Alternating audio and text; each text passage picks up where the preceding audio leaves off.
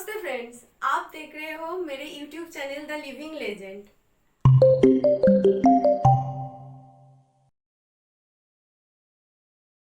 आर्थिक क्षेत्रों में राम मोहन की विचार स्वाधीन थे। वो प्रत्येक आम व्यक्ति की प्रॉपर्टी को रक्षा के लिए सरकार का हस्तक्षेप चाहते थे। उनके आर्टिकल भी हिंदुओं के अपने पैतृक संपत्ति के अधिकारों की रक्षा पर होते हैं। इसके अलावा उन्होंने ज़मीन के मालिकों, जिन्हें तब जमींदार कहा जाता था, उनसे किसानों की हितों की बचाने के लिए भी सरकार का हस्तक्षेप का आग्रह किया था।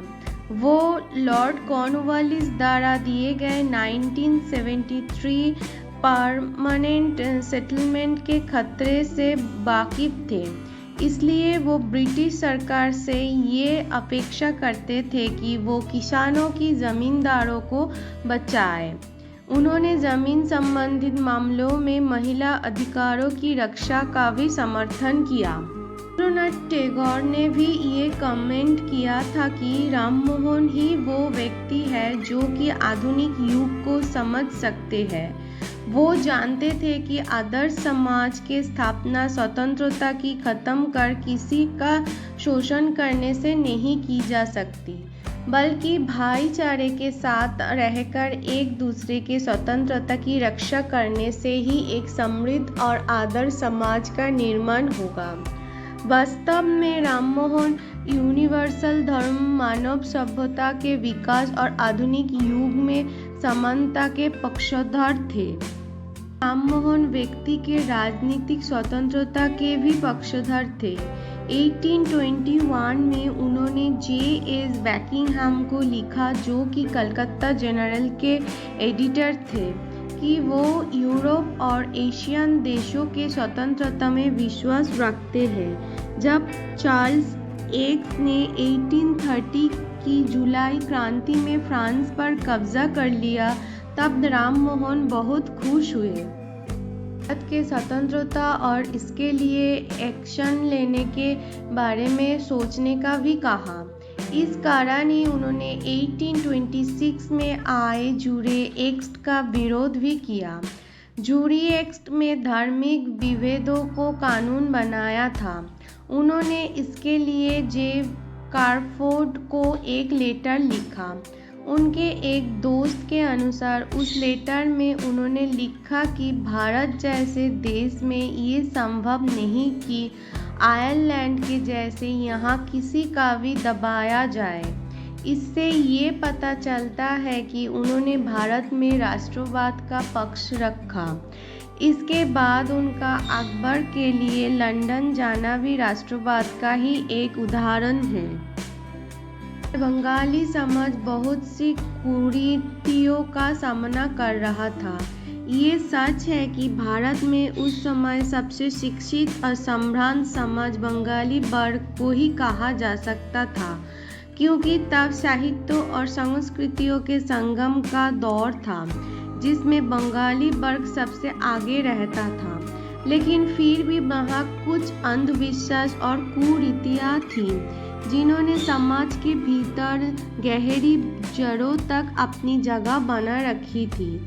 इन सब से विचलित होकर ही राजा राममोहन राय ने समाज के सामाजिक धार्मिक ढांचे को पूरी तरह से बदल लेने का मन बनाया, और इसी दिशा में आगे बढ़ते हुए उन्होंने न केवल ब्राह्मण समाज और एकेश्वरवाद जैसे सिद्धांत की स्थापना की, बल्कि सती प्रथा, बाल विवाह, जातिवाद, दहेज प्रथा, बीमारी का इलाज और बहुविवाह के खिलाफ भी जन जागृति के मुहिम चलाए। ने इंग्लिश, हिंदी, पर्शियन और बंगाली भाषाओं में की मैगजीन पब्लिश भी करवाए। 1815 में उन्होंने ब्राह्मो समाज की स्थापना की, जो कि ज़्यादा समय तक नहीं चला।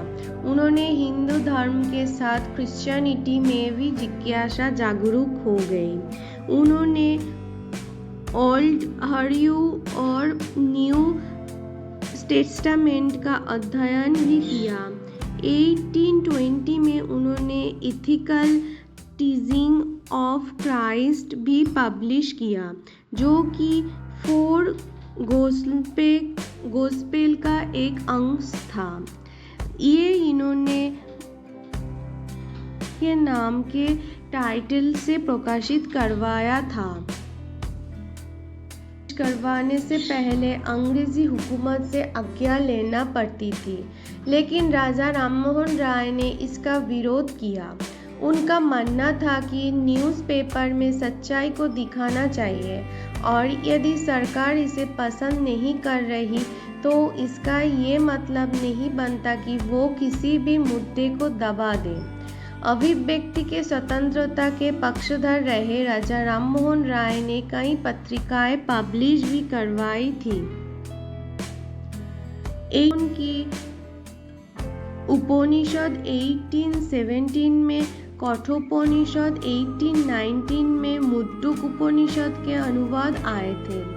इसके बाद उन्होंने guide to peace and happiness तो 1821 में उन्होंने एक बंगाली अखबार संवाद कौमुदी में भी लिखा।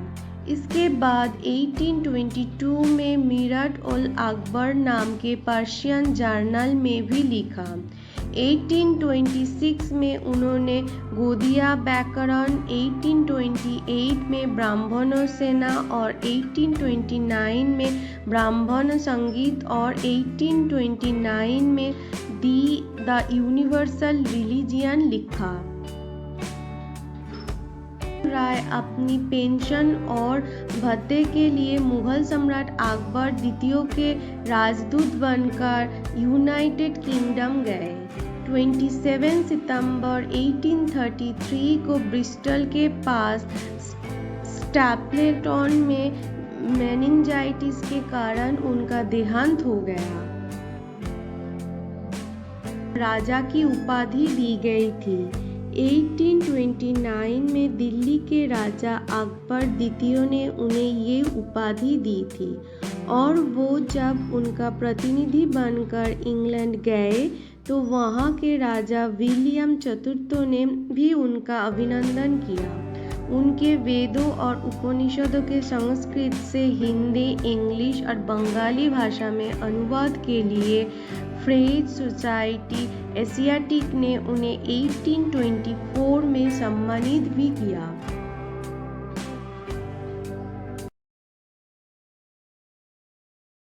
तो आज के लिए इतना ही। मैं फिर से आऊंगी आपके पास एक सुंदर कहानी के साथ। Thank you. प्लीज फ्रेंड्स, मेरे वीडियो को देखिए, लाइक कीजिए और सब्सक्राइब कीजिए और कमेंट पे बताइए आप कौन सी लेजेंड के बारे में सुनना चाहते हैं।